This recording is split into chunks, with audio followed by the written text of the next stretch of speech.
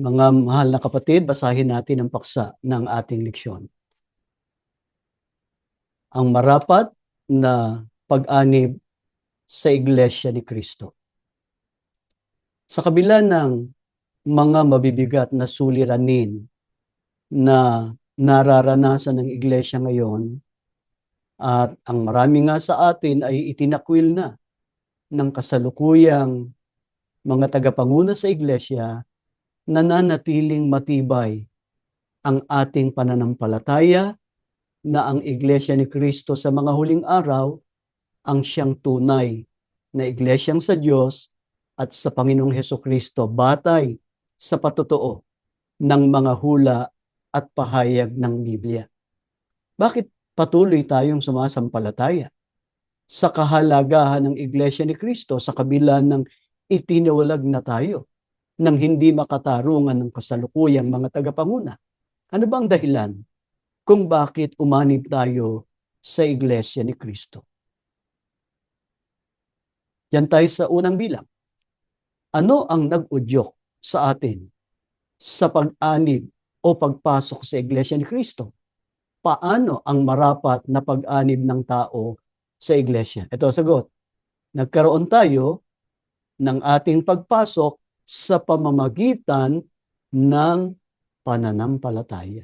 Yan ang itinuturo ng Biblia na tamang paraan ng pagpasok sa Iglesia sa pamamagitan ng pananampalataya. Umanib tayo sa Iglesia ni Cristo sapagkat sumasampalataya tayo na ito lamang ang tunay na iglesyang sa Diyos at kay Kristo at siya lamang maliligtas sa araw ng paghuhukom.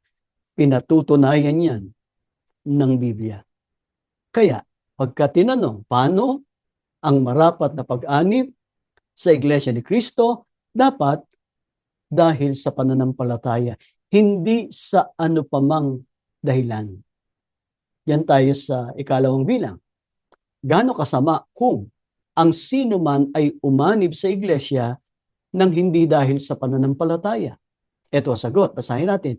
Ang hindi sumasampalataya ay hindi maaaring maging kalugod-lugod sa Diyos. Kaya kahit umanib pa ang isang tao sa Iglesia ni Cristo, kung hindi naman siya sumasampalataya, hindi siya maaaring maging kalugod-lugod sa paningin ng Panginoon Diyos. Yan tayo sa kasunod na bilang. Anong pasya ng Diyos? Sa mga umanib nga sa Iglesia, subalit hindi naman sumasampalataya. Ito sagot. Ang hindi sumasampalataya ay hinatulan na. Ang kanilang bahagi ay sa dagat-dagatang apoy at asupre. Napakasama. Kung ang isang tao umanib nga sa Iglesia, hindi naman udyok ng pananampalataya. Tiniyak ng Biblia, ang hindi sumasampalataya hinatulan na. Ano yung hatol? Ang kanilang bahagi ay sa dagat-dagatang apoy at asupre. Kasama ng mga taong masasama. Yan tayo sa kasunod na bilang. May mga tao bang binabanggit sa Biblia na sumunod sa Panginoong Kristo, subalit hindi udyok ng pananampalataya? Ito sagot. Basahin natin, meron. Ang maraming mga alagad na sumunod kay Kristo dahil sa pagkain. Sa isang pagkakataong nangaral ang Panginoong Kristo, nasaksihan ng may 5,000 tao ang himalang ginawa niya. Ano yung himalang yun? Sa pamamagitan ng 5 pirasong tinapay at 2 pirasong isda, napakain niya ang lahat ng mga tao. At may lumabis pa. Mula noon, maraming nagsisunod sa kanya dahil sa pagkain. Yan tayo sa kasunod na bilang. Anong sinabi sa kanila ng Panginoong Hesukristo na dapat maging dahilan ng kanilang pagsunod sa Kanya? Ito sagot. Sinabi niya sa kanila na sila'y magsigawa hindi dahil sa pagkaing napapanis, kundi dahil sa pagkaing tumatagal sa buhay na walang hanggan na tumutukoy sa kanyang mga aral o sa mga salita ng Diyos. Sa makatuwid, itinuwid ng Panginoong Hesukristo ang maling layunin ng mga alagad na sumunod sa Kanya dahil sa pagkain. Hindi sinabi ni Jesus na magsilayas na kayo. Gusto niyo lang pala, kaya kayo sumunod sa akin ay pagkain. Hindi, itinuwid niya yung maling layunin. Ang sabi niya, magsigawa kayo, hindi dahil sa pagkain napapanis, kundi dahil sa pagkain tumatagal hanggang sa buhay na walang hanggan. Ano ba yung pagkain tumatagal sa buhay na walang hanggan? Yun yung mga aral ng Panginoon Kristo. Yun yung kanyang mga salita na ipinangaral niya na galing sa Diyos. Yan tayo sa kasunod na bilang. Ano ang lalong nagpapatunay na ang mga alagad na ito ay sumunod sa Panginoong Kristo nang hindi dahil sa pananampalataya? Ito sagot. Natisod sila sa sinabi sa kanila ng Panginoong Kristo, kaya sila ay nagsitalikod at hindi na nagsisama sa Kanya. Sinabi kasi ng Panginoong Kristo na siya ang tinapay na bumababa mula sa langit. Ang makakain sa Kanya, hindi na mamamatay, kundi magtatamo ng walang hanggang buhay. Ang nasa isip ng mga tao, yung pagkain, yun yung ipinakain ng Panginoong Kristo sa kanila, yung tinapay at isda. Pero nung sinabi ng Panginoong Kristo, siya yung tinapay na galing sa langit, ang tinutukoy niya, siya kasi yung sugo na magtuturo ng mga salita ng Diyos na maghahatid sa tao sa pagtatamo ng buhay na walang hanggan. Hindi matanggap yon ng mga alagad na tinutukoy. Natisod sila at ang sabi nga, matigas ang pananalitang ito. Kaya tumalikod na sila, hindi na sila nagsisunod. Inaakusahan tayo ng kasalukuyang mga tagapanguna sa iglesia na tisod daw tayo sa mga aral sa iglesia. Kaya umalis tayo, iniwan natin ang iglesia. Hindi totoo yun. Nanindigan tayo sa tamang aral. Nang nakakita tayo ng maling ginagawa ng kasalukuyang mga tagapanguna, nagsalita tayo, pumuna tayo. Pero anong ginawa sa atin? Hindi tayo makatarong ng itiniwalag. Hindi tayo pumayag na sumunod sa mali. Kung ano yung tama, yun ang ating susundin. Bakit? Yun ang tunay na sumasampalataya. Kung ano yung aral na tinanggap sa sugo at sa naunang namahala, yon ang sinusunod. Diyan tayo sa kasunod na bilang. Paano makikilala ang tunay na mananampalataya? Ito sagot, katulad ng mga apostol na hindi nangatisod sa mga salita o sa mga aral ng Panginoong Kristo, sa halip ay nagpatuloy sa pagsunod sa Kanya. Nung tumalikod yung ibang mga alagad sa ating Panginoong Kristo, ang binalingan ng Panginoong Kristo yung mga alagad niya, yung mga apostol. Ibig ba ninyong magsialis din naman? Ano ang paninindigan ng mga apostol? Sabi ni Apostol Pedro, Panginoon, kanino kami paroroon? Ikaw ang may mga salita ng buhay na walang hanggan. Sumasampalataya kami na ikaw ang banal ng Diyos. Sa makatwid, nang hawak sila sa mga aral na tinanggap nila sa Panginoong Hesukristo. Diyan tayo sa kasunod na bilang. Ano ang pananampalataya sang-ayon sa Biblia? Bakit mahalaga yon? Sapagkat yun ang dapat na taglay natin sa pag-anib natin sa iglesia. At yun ang dapat na mamalagi sa atin sa loob ng Iglesia ni Cristo. Inulit natin yung tanong, ano ang pananampalataya sang-ayon sa Biblia? Ito sagot. Ang pananampalataya ay siyang kapanatagan sa mga bagay na hinihintay, ang katunayan ng mga bagay na hindi nakikita. Yung pananampalataya, higit yun sa karaniwang paniniwala.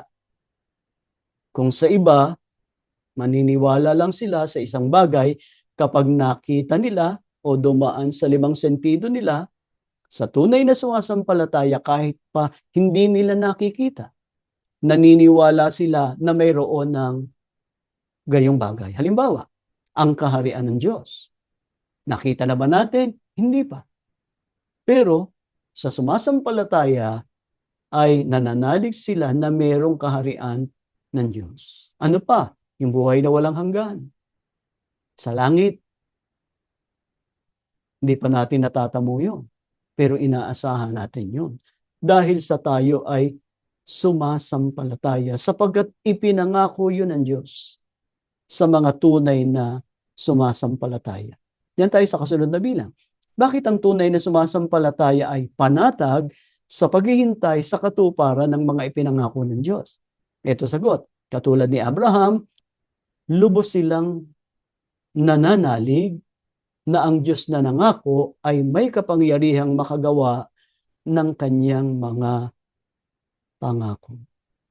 Bakit ang tunay na sumasampalataya, panatag sa paghihintay sa katuparan ng mga ipinangako, sapagkat ang Diyos na nangako ay may kapangyarihang makagawa ng kanyang ipinangako. Ganyan ang uri ng pananampalataya ni Abraham. Kung natatandaan ninyo, pinangakuan ng Diyos si Abraham na magkakaroon ng anak at magiging ama ng maraming mga bansa. Matanda na si Abraham. At ang asawa niyang si Sarah ay baog pa. Pero sumampalataya si Abraham na magkakaanak sila. Hindi siya nag-alinlangan. Kaya natupad yung ipinangako ng Diyos sa kanila. Naging anak si Isaac, naging anak ni Isaac si Jacob, naging anak ni Jacob ang 12 angkan ng Israel. Yan tayo sa kasunod na bilang. Paano pa natin mapatutunayan ang ating pananampalataya sa Diyos at sa kanyang mga salita? Ito sagot, hindi tayo nakikilo sa ating pag-asa sa Ebanghelyo o sa mga tunay na aral na ating narinig sa sugo ng Diyos. Sa kabila ng kasalukuyan nating kalagayan, namamalagi ang katotohanan na ang lahat ng mga aral na tinanggap natin mula sa sugo ng Diyos kay kapatid na Felix Manalo na buong giting na itinaguyod ng kapatid na Eranio G. Manalo ay sinasampalatayanan natin na pawang katotohanan o dalisay na mga aral ng Diyos. Hindi nagbabago yun. Kahit wala na ang sugo, kahit wala na ang kapatid na Eranio Manalo, yung mga aral na tinanggap natin mula sa kanila, sumasampalataya tayo. Yun ang katotohanan. Yan tayo sa kasunod na bilang. Paano tayo makapamamalaging matibay at hindi makikilos sa ating tunay na pananampalataya? Ito sagot. Mamamalagi tayong nakikinig at tumutupad sa mga utos ng Diyos. Hindi dahil sa bata pa kayo at nakasama namin kayo na itiniwalag ng hindi makatarungan ay tatalikuran nyo na o hindi nyo na pahahalagahan ang mga aral na tinanggap natin sa iglesia. Kasi merong iba na gano'n ang nangyari. Nung itiwalag sila ng di makatarungan ng kasalukuyang pamamahala, ang ginawa ng iba, bumaling sa ibang aral. Yun ang tinatanggap ng mga anak. Kaya, natalikod na silang pamilya. Merong ganon. Hindi dapat mangyari yun. Kaya dito sa EGM, buong sikap naming itinuturo sa inyo kung ano yung mga aral na tinanggap natin sa sugo at sa naunang namahala. Mamalagi tayo sa pagtupad ng mga aral na yun. Yan tayo sa kasunod na bilang. Sino-sino at alin ang pangunahing dapat nating sampalatayanan? Ito sagot.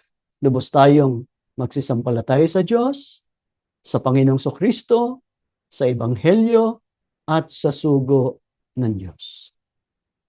Sampalatayanan natin na ang Diyos, ang Ama na nasa langit, ay makapangyarihan sa lahat. Siya ang lumalang at may-ari sa atin. Siya ang tumawag sa atin sa iglesia upang maisagawa natin ang tamang paglilingkod sa Kanya. Siya rin ang tatapos sa lahat ng mga suliranin na bumabalot sa iglesia ngayon. sapagkat ang Diyos ay matuwid at makatarungan. Sampalatayanan din natin ang ating Panginoong Kristo. Siya ang ating tagapagligtas, ang ating tagapamagitan sa Diyos, kaya siya ang makatutulong sa atin sa paglapit sa Diyos sa panahon ng mga pagsubok. Magpatuloy tayo sa pagsunod sa Ebanghelyo o sa mga tunay na mga aral ng Diyos na tinanggap natin sa sugo at sa naunang namahala, at kailanman huwag tayong susunod sa mga maling aral. Sampalatayan din natin ang sugo ng Diyos. Sino ba ang sugo ng Diyos sa mga huling araw? Si kapatid na Felix Manan. Sapagkat siya ang kinasangkapan ng Diyos sa pagtuturo sa atin ng katotohanan na maghahatid sa atin sa kaligtasan. Ano pat? Yung pananampalatayang ibiniyaya ng Diyos sa atin nang tawagin niya tayo sa iglesia, pamalagiin natin yun. Gaya nga ng narinig natin sa leksyon sa katandaan, dapat lumalagong lubha ang pananampalataya habang lumilipas ang mga panahon. Sana ay naging maliwanag sa inyong katotohanan ito. Ang mga magulang, pangunahan natin ang mga anak natin sa pagtataguyod ng ating pagka-iglesia ni Kristo. Pag-aaralan natin sa susunod na pagtitipon natin na tungkulin ang bawat kaanib sa iglesia ni Kristo na sumamba sa Diyos habang nabubuhay. Ito ang pangunahin na tungkulin ng mga iglesia ni Kristo sa Diyos, ang sumamba. Yan ang tatalakayin natin sa susunod. Bago tayo manalangin, balikan natin ang paksa ng ating leksyon. Ang marapat na pag-anib sa iglesia ni Kristo. Tumayo kayo mga kapatid. Aming Diyos, maraming salamat po. Tinanggap namin malinaw ang iyong mga aral. Sumasampalataya kami, lalo itong makapagpapatibay ng aming pananampalataya upang makapagtaguyod kami ng aming paglilingkod. Maawa ka sa mga kapatid namin na matyagang dumadalo sa pagtitipong ito at tumatanggap ng iyong mga aral. Lagi mong gabayan ang mga lingkod mo sa mga dapat nilang gawin.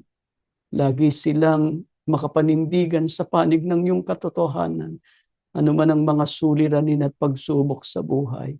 Pagpalain mo pong mga anak namin, lumaki silang mananampalataya, nauunawaan ang iyong mga katotohanan, kasama ng mga magulang naninindigan sa ginagawang paglilingkod sa iyo.